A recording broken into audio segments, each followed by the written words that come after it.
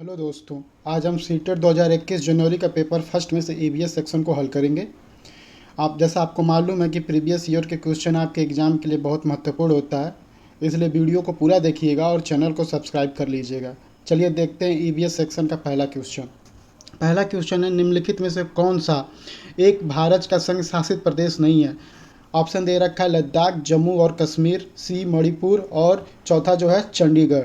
तो इसमें से उत्तर क्या होगा, कौन सा नहीं है? मणिपुर नहीं है। आपको मालूम है लद्दाख, जम्मू कश्मीर और चंडीगढ़ जो है वो एक केंद्र शासित प्रदेश हैं। लद्दाख और जम्मू कश्मीर 31 अक्टूबर 2019 से केंद्र शासित राज्य से बदलकर केंद्र शासित प्रदेश हो गया है। और जो मणिपुर है वो नॉर्थ ईस्ट में स्थित एक राज्य है, जिस 7 सिस्टर राज्यों में से एक राज्य को काउंट किया जाता है, इसलिए इसका उत्तर क्या होगा? Manipur is right answer.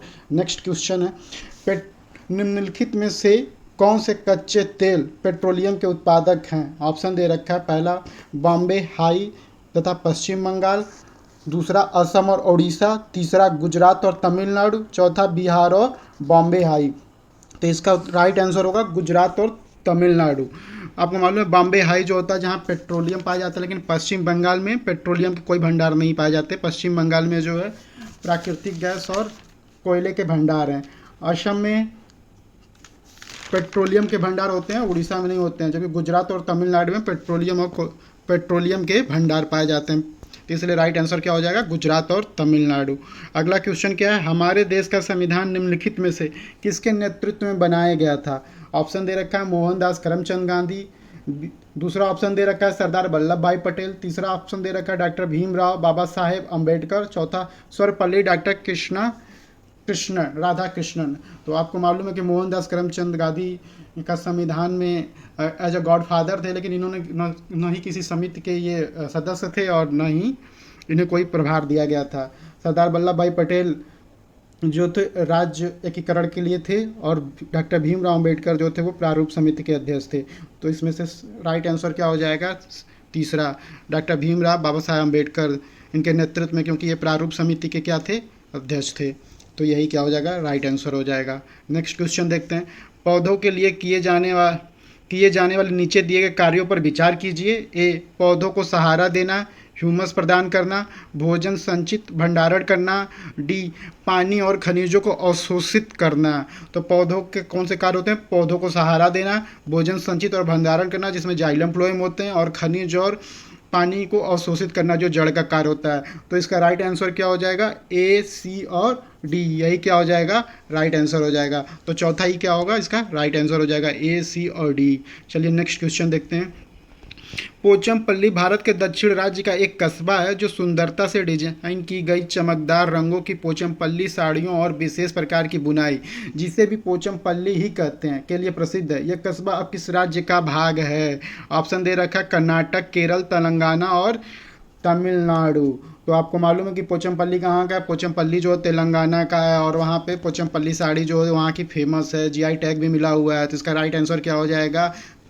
तीसरा, पोचम तेलंगाना ही इसका क्या हो जाएगा? राइट आंसर हो जाएगा। नेक्स्ट क्वेश्चन देखते हैं, निम्नलिखित में से खाद्य पदार्थों के उस समूह को चुनिए जिसके प्रत्येक सदस्य में लौह तत्व प्रचुर मात्रा में होता है। ऑप्शन दे रखा है गुड़, आंवला, टमाटर, आंवला, पालक, गुड़, आंवला, बंद गोभी, टमाटर, बंद गोभी, आंवला, पालक। तो आपको मालूम है कि लोहा जो होता है साग में जो होता है प्रचुर मात्रा में होता है, तो पालक तो हो गया। गुड़ जो होता है इसमें आयरन भी अधिक मात्रा में पाई जाती है, और आंवला आपको दिख रहा होगा, सारे ऑप्शन में आंवला आपको दिख रहा होगा, तो आंवला होगा। ये तो राइट आंसर क्या हो जाएगा? सेकंड, आंवला, पालक, गुड़, यही क्या हो जाएगा? इसका राइट आंसर हो जाएगा, जिसमें लौह तत्व क्या होती है? प्रचुर मात्रा में पाई जाती हैं। नेक्स्ट क्वेश्चन क्या है, निम्नलिखित में से पक्षियों का वो समूह चुनिए जिसका प्रत्येक सदस्य हमारी तुलना में 4 गुनी अधिक दूरी की वस्तुओं को स्पष्ट देख सकने योग्य है। ऑप्शन 1, फाख्ता, कौवा, मोर, बी, बाज, कबूतर, तोता, तीसरा कौवा, चील, बुलबुल, चौथा बाज, चील, गिद्ध। तो ऑप्शन सही क्लियर है, बाज, चिल, गिद्ध क्या होगा? इसका राइट आंसर हो जाएगा। ये जो है 4 गुना अधिक दूरी देखने में सक्षम होते हैं, तो यही क्या हो जाएगा? इसका राइट आंसर हो जाएगा। नेक्स्ट क्वेश्चन, नीचे दिए गए किसी एक राज्य के ग्रामीण लोग अपने ढालू छत वाले लकड़ी के मकान मजबूत बांस के खंभों पर धरती से 3 से 3.5 मीटर की ऊंचाई पर बनाते हैं। ऑप्शन दे रखा है, पहला राजस्थान, दूसरा लद्दाख, तीसरा असम और चौथा उड़ीसा। इसका राइट आंसर क्या होगा? असम। आपको मालूम है कि असम जो है नॉर्थ ईस्ट का एक स्टेट और यहाँ पे वर्षा जो होती है अधिक मात्रा में होती है। तो यहाँ के जो ग्रामीण लोग होते हैं वो 10 से 12 फीट ऊपर क्या करते हैं, अपनी मकान को बनाते हैं जो लकड़ी मजबूत बांस की लकड़ी की बनी होती है। तो इसका राइट आंसर क्या हो जाएगा? असम। जो क्या कर सकते हैं, हैवीली रेन होने के कारण बाढ़ से बचने के लिए ये 3 से 3.5 मीटर ऊंचा जो है अपनी मकानें बनाते हैं। नेक्स्ट क्वेश्चन क्या है? भारत के मानचित्र में दिल्ली की स्थिति के सापेक्ष गांधीनगर गुजरात की राजधानी और पटना बिहार की राजधानी की दिशाएं क्रमशः है। ऑप्शन दे रखा है दक्षिण पूर्व और दक्षिण पश्चिम, दक्षिण पश्चिम और दक्षिण पूर्व, उत्तर पूर्व और दक्षिण पश्चिम। चौथा दे रखा है दक्षिण पश्चिम और उत्तर पूर्व। अगर आपको मैप का क्लियर होगा कॉन्सेप्ट तो आपको मालूम होगा कि ये दिल्ली हो गई, यहाँ गुजरात हो गया, यहाँ पे आपका जो है पटना हो गया बिहार।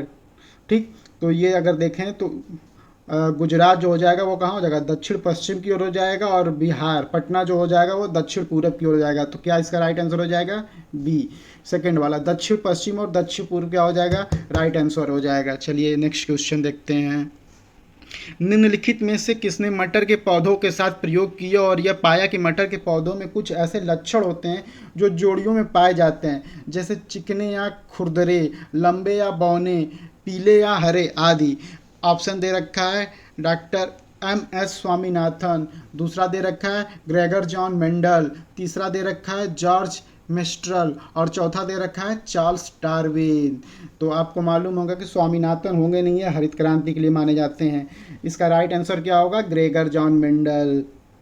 ग्रेगर जॉन मेंडल को ही हम लोग क्या बोलते हैं? फादर ऑफ जेनेटिक बोलते हैं। इन्होंने क्या दिया था? 3 नियम दिए थे जिसको हम किस नाम से जानते हैं तीनों को? Law of dominance, law of segregation और लॉ ऑफ इंडिपेंडेंट असॉर्टमेंट, जिसको हिंदी में प्रभाविता का नियम, पृथक्करण का नियम और स्वतंत्रता अपव्यूहन का नियम कहते हैं। जिसमें इन्होंने मटर के साथ लक्षणों को लेकर आपस में ब्रीडिंग कराई थी और उसके परिणामों को देखा था, जिसमें इन्होंने होमोजीनस और हेट्रोजीनस गुण को लिया था। तो आपको मालूम होगा फिनोटिपिक रेशियो और जीनोटिपिक रेशियो। फिनोटिपिक रेशियो में 3:1 का और जीनोटिपिक रेशियो में 1:2:1 का रेशियो था। जबकि चार्ल्स डार्विन जो ऑप्शन में दे रखा है, इन्होंने विकास के सिद्धांत के लिए जाने जाते हैं, जिसमें जिराफ के नेक के बारे में बात की जाती है। डार्विन और लेमार्क आपने पढ़ रखा होगा। चलिए नेक्स्ट क्वेश्चन देखते हैं। नेक्स्ट क्वेश्चन कह रहा, निम्नलिखित में से कौन सा एनसीएफ 2005 के अनुसार ईवीएस पाठ्यक्रम में सुझाए गए 6 विषयों में से एक है? पहला ऑप्शन दे रखा है पदार्थ, दूसरा ऑप्शन दे रखा है प्राकृतिक संसाधन, तीसरा चीज़ें जो हम बनाते और करते हैं, things we make and do, चौथा चीज़ें कैसे काम करती हैं, हाउ थिंग्स वर्क। तो अगर आपको एनसीएफ 2005 के 6 थीम्स अगर याद हों, पहले तो आपको 6 थीम पता होने चाहिए। और 6 थीम क्या क्या है? 6 थीम है, पहला जो है फैमिली एंड फ्रेंड्स, दूसरा है फूड, तीसरा है शेल्टर, चौथा है वाटर, पांचवा है ट्रेवल और छठा things we make and do. तो इसमें से क्या मिल रहा है? चीज़ें जो हम बनाते और करते हैं, यही क्या हो जाएगा? राइट आंसर हो जाएगा। तो एनसीएफ 2005 के अनुसार ईबीएस पाठ्यक्रम में सुझाए गए 6 विषयों में से एक है चीज़ें जो हम बनाते हैं और करते हैं। ये 6 पॉइंट आप नोट कर लीजिएगा। Family and friends, food, shelter, water, पांचवा ट्रेबल, छठवां things we make and do. आपके आगे आने वाले एग्जाम में भी महत्वपूर्ण होगा। नेक्स्ट क्वेश्चन देखते हैं। उपाख्यान अभिलेख में क्या नहीं दर्ज करना चाहिए? What should be avoided in anecdotal records. तो उपाख्यान अभिलेख होता है क्या, पहले ये समझिए। उपाख्यान, जैसे आप किसी होटल में जाते हैं और खाना खाते हैं और उसके बाद फिर आप उसको रेटिंग देते हैं 2 स्टार, 3 स्टार, 4 स्टार, 5 स्टार, यानी आप उसके प्रो एंड कॉन्स के बारे में बात करते हैं। उसी को हम क्या कहते हैं? उपाख्यान अभिलेख कहते हैं। तो इसमें क्या नहीं दर्ज करना चाहिए? पहला दिए रखा है मुख्य रूप से समस्याग्रस्त स्थिति की पहचान करना, बी निर्णय वाले कथनों को लिखना, सी मजबूती और कमजोरियों की पहचान करना, डी बच्चे की रुचियों और संबंधों आदि की पहचान करना। तो क्या नहीं दर्ज करना चाहिए? नहीं दर्ज करना चाहिए। तो समस्याग्रस्त स्थितियों की पहचान और निर्णय वाले कथनों को लिखना, ये नहीं करना चाहिए। तो इसका राइट आंसर हो जाएगा क्या, ए और बी। आपको मालूम है कि उपाख्यान जो होता है ये अप्रत्याशित घटनाओं में बच्चों के निष्पादन और व्यवहार के संक्षिप्त और महत्वपूर्ण विवरण दिन प्रतिदिन के आधार पर निर्णय करने के लिए काफ़ी उपयोगी है। इस पर बच्चे के लिए हम क्या कर सकते हैं कि उनकी भाषा का उपयोग, स्वास्थ्य और पोषण आदि आदतों के बारे में जानकारी हम इकट्ठा करते हैं। इससे बच्चे के डेवलपमेंट में हमें फ़ायदा होता है। बच्चे का जो सामाजिक और भावनात्मक अभिलेखों को ये दर्शाते हैं, तब बच्चों के हितों और संबंधों आदि के क्षेत्रों की पहचान करने में मदद भी करते हैं। ये छात्रों के व्यक्तित्व को यथार्थवादी बनाने में, और उसका हम उपयोग क्या कर सकते हैं, उनकी ताकत और कमजोरी क्या है उसको पहचान करके उनके विकास में कर सकते हैं। ठीक है, एकदम ऐसे ही समझ लीजिए कि अगर इसमें उपाख्यान विधि में जैसे किसी होटल का तो मैंने बता ही दिया, अगर आप अपने पड़ोसी के बारे में बात कर रहे हैं, ठीक है, उसके गुण और अवगुण के बारे में बात कर रहे हैं, उनके गुणों से फिर क्या है, क्या फ़ायदा होगा, क्या उसमें हम क्या और उनसे फ़ायदा ले सकते हैं, ये सब चीज़ें उसमें शामिल की जा सकती हैं। नेक्स्ट क्वेश्चन देखते हैं। आप एक एकीकृत ईवीएस कक्षा के लिए कैसे योजना बनाएंगे? क्या आया है? एकीकृत, इंटीग्रेटेड। तो ऑप्शन पढ़ के देखते हैं। एक पाठ में दो या अधिक विषयों क्षेत्रों को मिलाएंगे, सही है। इंटीग्रेटेड का मतलब तो ये हुआ। अलग योजनाओं में सभी विषयों को अलग करेंगे। विज्ञान और सामाजिक विज्ञान के लिए अलग अध्यापकों का प्रबंधन करेंगे। पर्यावरण विज्ञान के लिए अलग अध्यापक का प्रबंधन करेंगे। तो कैसे योजना बनाएंगे? पहला ही ऑप्शन क्या हो जाएगा, इंटीग्रेटेड दे रखा है, एकीकृत ईवीएम, तो उसमें एक पाठ में दो या अधिक विषय क्षेत्रों को मिलाएंगे, यही क्या हो जाएगा, राइट आंसर हो जाएगा। नेक्स्ट क्वेश्चन देखते हैं। पुनीत ने अपनी कक्षा 5 के शिक्षार्थियों को मानव शरीर की एक रूपरेखा दी और उन्हें भोजन विषय पढ़ाने से पहले पाचन तंत्र को बनाने को कहा। पुनीत चाहता था परीक्षण करना कि शिक्षार्थी नामांकित आरेख बना सकता है। दूसरा, पाचन से संबंधित शिक्षार्थियों के विचारों को प्राप्त करना। अच्छे ड्राइंग कौशलों वाले शिक्षार्थियों की पहचान करना। पाचन की प्रक्रिया पर शिक्षार्थियों का मूल्यांकन करना। ऑप्शन से ही क्लियर है कि पाचन से संबंधित शिक्षार्थियों के विचारों को प्राप्त करना, यही क्या हो जाएगा, इसका राइट आंसर हो जाएगा। ठीक है, चलिए नेक्स्ट क्वेश्चन देखते हैं। निम्नलिखित में से क्या रचनात्मक आकलन के संबंध में सही नहीं है? Not correct with respect to formative assessment. रचनात्मक आकलन, पहला क्या दे रखा है, रिपोर्ट कार्ड के प्रत्येक तिमाही में इसकी सूचना दी जाती है। अधिगम को सुदृढ़ करने के लिए यह अध्यापक को समय पर कार्रवाई करने में मदद करता है। ठीक है, मदद करता है। इससे छात्रों की प्रगति की निगरानी करनी है। बच्चों को सीखने की कोई भी जानकारी रचनात्मक आकलन में मदद कर सकती है। ऑप्शन एक बार फिर से देखते हैं। रिपोर्ट कार्ड के प्रत्येक तिमाही में इसकी सूचना दी जानी है। दूसरा कह रहा, अधिगम को सुदृढ़ करने के लिए यह अध्यापक को समय पर कार्रवाई करने में मदद करता है। इसको छात्रों की प्रगति की निगरानी करनी है और बच्चों के सीखने की कोई भी जानकारी रचनात्मक आकलन में मदद कर सकती है। तो नहीं करता है। रिपोर्ट कार्ड में प्रत्येक तिमाही में इसकी सूचना दी जानी है, यही जो होगा इसका उत्तर होगा। आपको मालूम है कि रचनात्मक आकलन जो होता है, पाठ्यक्रम समय के दौरान छात्रों की समझ, सीखने की ज़रूरतों और शैक्षणिक प्रगति का आकलन करने के लिए शिक्षकों द्वारा उपयोग की जाने वाले दृष्टिकोण की एक श्रृंखला को संदर्भित करता है, जिसमें बच्चे की वो अध्यापक को समय पर कार्रवाई करने में मदद करता है, छात्रों की प्रगति को निगरानी करती है। ये सब क्या हो जाएंगे, राइट हो जाएंगे। जो नहीं करता है वो रिपोर्ट कार्ड की प्रत्येक तिमाही में इसकी सूचना दी जानी है, यही, क्योंकि ये पैरेलल चलने वाला प्रोग्राम की तरह से होता है और इसमें छात्र अध्यापक जो होता है वो छात्र का डेली बेसिस पे ऑब्जर्वेशन, दिन प्रतिदिन के आधार पर ऑब्जर्वेशन करता रहता है। तो इसलिए इसको रिपोर्ट कार्ड के प्रत्येक तिमाही में इसकी सूचना दी जानी, यही जो होगा नहीं होगा। अगला क्वेश्चन, स्मिता अपने शिक्षार्थियों को कार्य से संबंधित लैंगिक विषमता और रूढ़िवादी छवियों के प्रति संवेदनशील करना चाहती है। स्मिता को निम्नलिखित में से अपनी कक्षा में क्या करना चाहिए? ऑप्शन दे रखा है। रूढ़िवादी मॉडलों को छात्रों को प्रस्तुत करें, विभिन्न प्रकार के कार्यों के फ्लैश कार्ड दिखाए, केवल लड़कों से प्रतिदिन कक्षा को साफ करने को कहे, एक छात्र की माँ को कक्षा में आमंत्रित करें जो ऑटो चालक है। लैंगिक विषमता और रूढ़िवादी छवियों के प्रति संवेदनशील करना चाहती है। तो स्मिता को क्या करना चाहिए, एक छात्र की माँ को कक्षा में आमंत्रित करे जो ऑटो चालक है। जनरली हमारे बीच में ऐसा परसेप्शन है कि जो ऑटो चलाते हैं वो पुरुष होते हैं, और बाहर जो भी घर के बाहर का काम कार्य करने का जो भी कार्य होता है वो पुरुषों को होता है। तो ये स्टीरियोटाइप जो माइंड सेट है उसको तोड़ने में के लिए ये ऑप्शन सबसे ज़्यादा सूटेबल है। तो यही क्या हो जाएगा, इसका राइट आंसर हो जाएगा। नेक्स्ट क्वेश्चन, कक्षा 5 के समय आमतौर पर अपना दिया हुआ कक्षा का कार्य नहीं करते हैं। मुद्दे को हल करने का सबसे अच्छा उपाय हो सकता है, पहला, उसकी कठिनाइयों को पता लगाने और उसके अनुसार कक्षा कार्य को समायोजित करने के लिए उससे बात करें। दूसरा, किसी दूसरे बच्चों को उसकी कक्षा के कार्य को पूरा करने में मदद करें। तीसरा, माता पिता से बात करें और उन्हें सलाह दें, उससे वैकल्पिक और आसान गृह कार्य दें। तो इसमें क्या हो जाएगा राइट आंसर, उसकी कठिनाइयों का पता लगाने और उसके अनुसार कक्षा कार्य को समायोजित करने के लिए उससे बात करें। ठीक, यही क्या हो जाएगा, राइट आंसर हो जाएगा। दूसरे बच्चों को उसकी कक्षा के कार्य को पूरा करने में मदद करें, ये नहीं होगा, इससे बच्चे में फिर विश्वास की कमी रहेगी। माता पिता से बात करें और उन्हें सलाह दें, माता पिता, ये फिर अध्यापक का अपना कार्य नहीं होगा। अध्यापक जो अपना काम क्या कर सकते हैं वो ट्रांसफ़र टू पेरेंट्स हो जाएगा, तो ये भी राइट आंसर नहीं होगा, इसलिए पहला ही क्या होगा, इसका राइट आंसर होगा। चलिए नेक्स्ट क्वेश्चन देखते हैं। मुस्कान ने परिवहन में डीजल वाहनों का उपयोग निषिद्ध होना चाहिए। मुस्कान ने परिवहन में डीजल वाहनों का उपयोग निषिद्ध होना चाहिए विषय पर एक वाद विवाद का आयोजन किया। मुस्कान के द्वारा इस विषय पर कक्षा में वाद विवाद के आयोजन का क्या उद्देश्य है। ऑप्शन क्या दे रखा है, वह पूरी तरह से परिवहन में डीजल वाहनों पर प्रतिबंध लगाने की आवश्यकता पर छात्रों को संवेदनशील बनाना चाहती है। दूसरा, यह छात्रों के विचारों को जानने और उन्हें सही करने में मदद करेगा।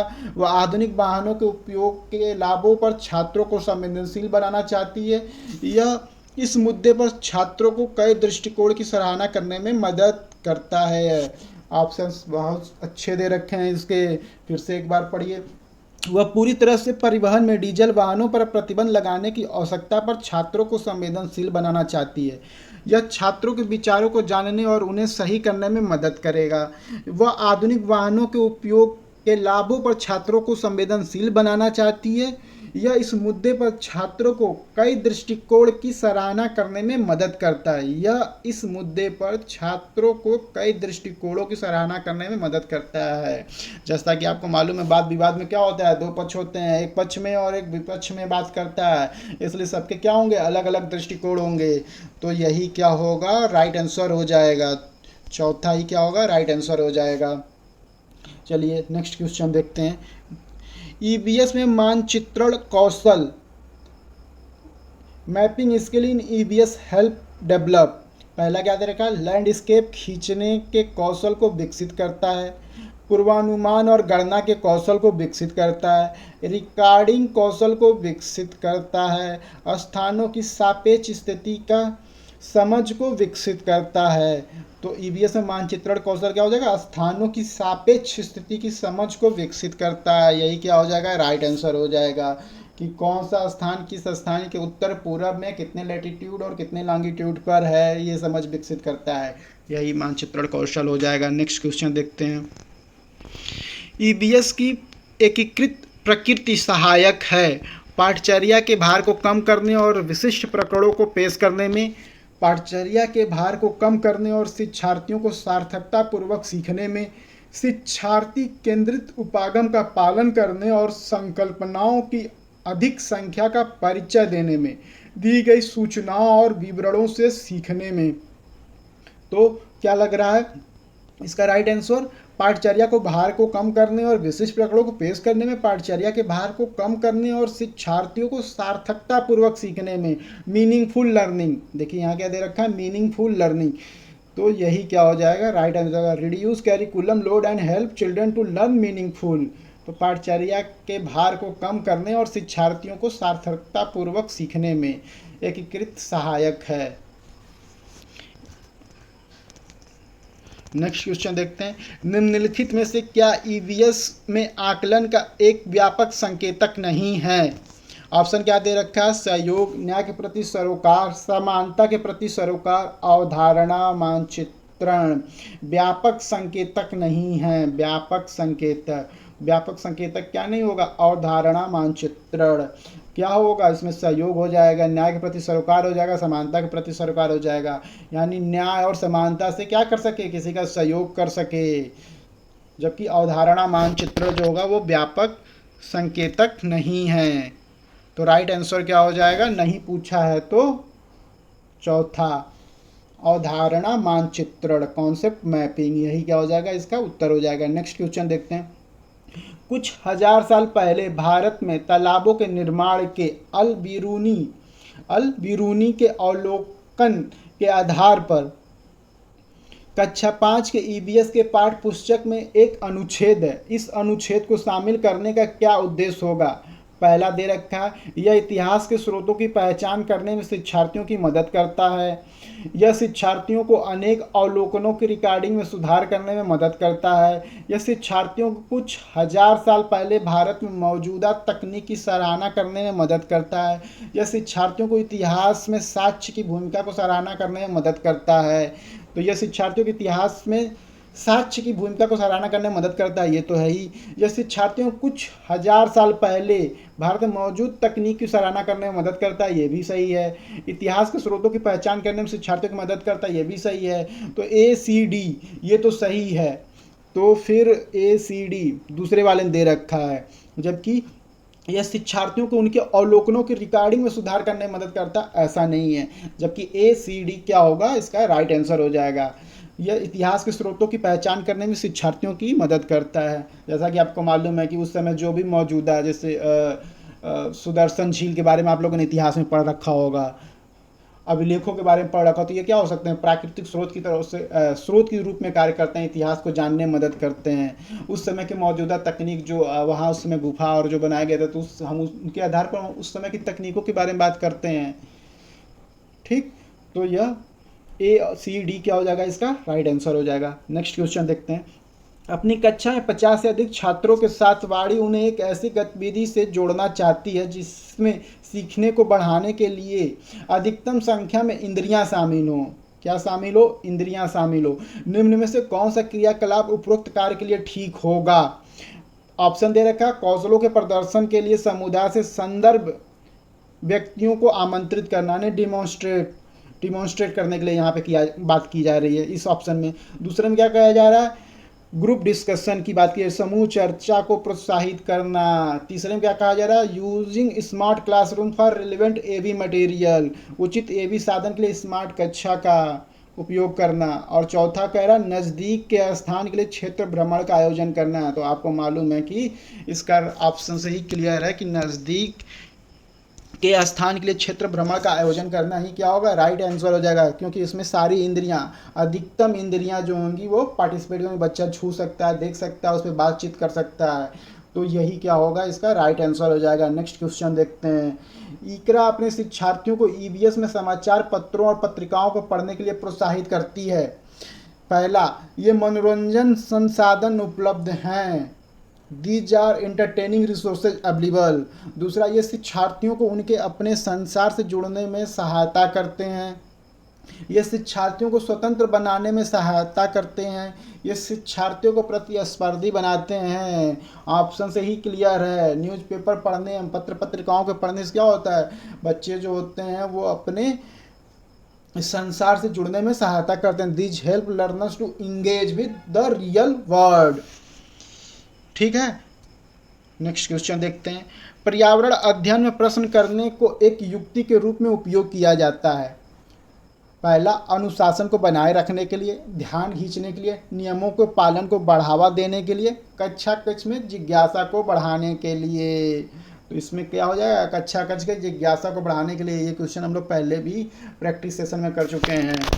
तो इसका राइट आंसर हो जाएगा कक्षा कक्ष में जिज्ञासा को बढ़ाने के लिए। और आप माइक्रो टीचिंग भी पढ़े रखोगे कि क्वेश्चनिंग जो किया जाता है बच्चे के लिए, जिज्ञासा होती है उसको बढ़ाने के लिए, क्यूरियोसिटी इंक्रीज करने के लिए, क्यूरियोसिटी जो है फॉर्म करने के लिए किया जाता है। चलिए नेक्स्ट क्वेश्चन देखते हैं। नीचे दिए गए कौन से एक राज्य में तोरांग का अर्थ जंगल है? तोरांग असम, उड़ीसा, मिजोरम, झारखंड। तो इसका राइट आंसर हो जाएगा झारखंड। झारखंड में कुड़ुक जनजाति पाई जाती है, जिनकी भाषा में कुड़ुक भाषा में जो तोरान का मतलब होता है जंगल। तो इसका आंसर क्या हो जाएगा? झारखंड। ठीक है, चलिए नेक्स्ट क्वेश्चन देखते हैं। आपका घर यक्स पर स्थित है तथा आपका विद्यालय वाई पर स्थित है। यद्यपि आपका विद्यालय ठीक सामने है, परंतु बीच में व्यस्त राजमार्ग होने के कारण आप सीधे नहीं जा सकते। अतः पहले आप ठीक दक्षिण में, इसको मैप का क्वेश्चन है, बहुत अच्छा, मेरे पास संसाधन नहीं है फिर भी मैं बताने की कोशिश कर रहा हूँ। आपका घर जो है वो यक्स पर स्थित है और आपका विद्यालय जो है वाई पर स्थित है और बीच में जो है व्यस्ततम राजमार्ग स्थित है और सीधे आप विद्यालय नहीं जा सकते। विद्यालय जाने से पहले ठीक आप 125 मीटर जो है 125 मीटर दूर जाते हैं, ठीक 100 मीटर लंबी सुरंग पार करते हैं और फिर पार करते हैं आप ठीक उत्तर की ओर 125 मीटर दूरी पर वाई पर अपने विद्यालय पहुंचते हैं। तो वाई पर विद्यालय के सापेक्ष एक्स पर आपका घर कहाँ स्थित है? तो वाई के सापेक्ष कहाँ पर है? पश्चिम में। 125 ये 100 मीटर है ना सुरंग, तो 100 मीटर। ठीक, देखते हैं आंसर दे रखा है क्या? दे रखा है 100 मीटर ठीक पश्चिम में। यही क्या हो जाएगा? इसका राइट आंसर हो जाएगा 100 मीटर ठीक पश्चिम में। ठीक, 87 का तीसरा 100 मीटर ठीक पश्चिम में। वाई के रिस्पेक्ट में एक्स कहाँ? पश्चिम में। और कितनी दूरी पर? 100 मीटर में। तो यही क्या हो जाएगा? आंसर हो जाएगा। चलिए नेक्स्ट क्वेश्चन देखते हैं। कोई लड़का नागरकोइल से मड़गांव जाने के लिए 4 जून 2020 को किसी रेलगाड़ी में सवार हुआ और यह रेलगाड़ी 22:30 यानी 10:30 बजे नागरकोइल से चली और 6 जून 2020 को 4:30 बजे मड़गांव पहुंची। ये जो घड़ी है 24 घंटे वाली है। ठीक है, तो यहाँ पे देखिए, यदि इस समय अंतराल में रेलगाड़ी ने 1145 किलोमीटर की दूरी तय की तो रेलगाड़ी की औसत चाल क्या होगी? तो आपको मालूम है स्पीड इक्वल होता है distance upon time. Total distance दे रखा है 1145 किलोमीटर और टाइम दे रखा है, टाइम जो है आपको निकालना है। तो 10:30 से स्टार्ट होती है, 10:30 से, हाँ 10:30 से स्टार्ट होती है और ये किसने 4 जून को, और पहुंचती कब है? 6 जून को 4:30 पे। तो 10 यहाँ पे आपको 1.5 घंटे मिल जा रहे हैं, फिर 24 घंटे 5 जून को मिल जा रहा है और 6 जून को 4.5 घंटे मिल जा रहे हैं। आप सब जोड़ेंगे तो आएगा 30 घंटे की ट्रेवलिंग हो जाएगी। और 30 घंटे को अगर डिवाइड करेंगे 1145 से तो ये आएगी 38.5 किलोमीटर के अप्रॉक्स। और हमें आंसर भी अप्रॉक्स में ही निकालना है, तो 38.5 किलोमीटर क्या हो जाएगा? यही आंसर हो जाएगा।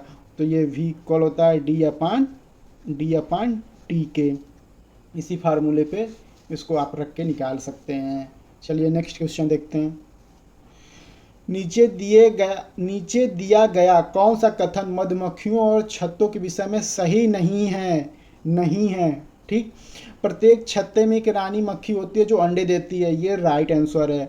नर मक्खियां छत्तों के लिए अत्यंत महत्वपूर्ण होती हैं।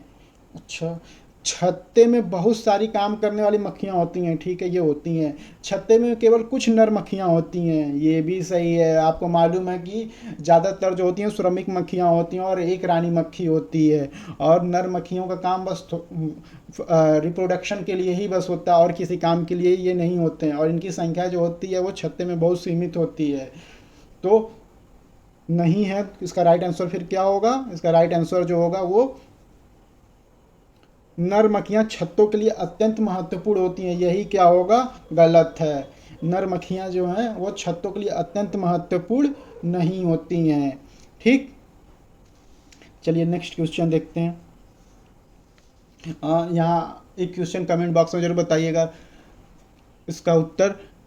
जो रानी मक्खी होती है उसका जीवन काल कितने दिनों का होता है?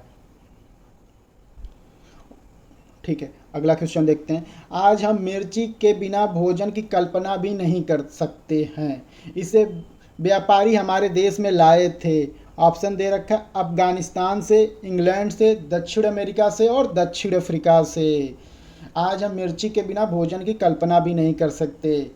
तो ये कौन से व्यापारी इसको हमारे देश में लाए थे? इसको व्यापारी हमारे देश में लाए थे दक्षिण अमेरिका से। आपको मालूम है कि दक्षिण अमेरिका से टमाटर, आलू, हरी मिर्च ये सब जो है सोलेनेसी फैमिली के पौधे हैं, और इसको दक्षिण अमेरिका के व्यापारी हमारे देश में लाए थे। और यूरोप वाले क्या लाए थे? गोभी और मटर लाए थे। मटर इस ग्रेगर जॉन मेंडल आए थे, वहाँ पे भी मटर आया था, जिन्होंने 7 लक्षणों पर अपना क्या किया था? रिसर्च किया था। आप बताइए कि मटर का बॉटनिकल नेम क्या होता है? कमेंट बॉक्स में। चलिए 90 ये सेट पूरा हुआ, आगे का सेट फिर देखते हैं। चैनल को सब्सक्राइब कर लीजिएगा। Thank you.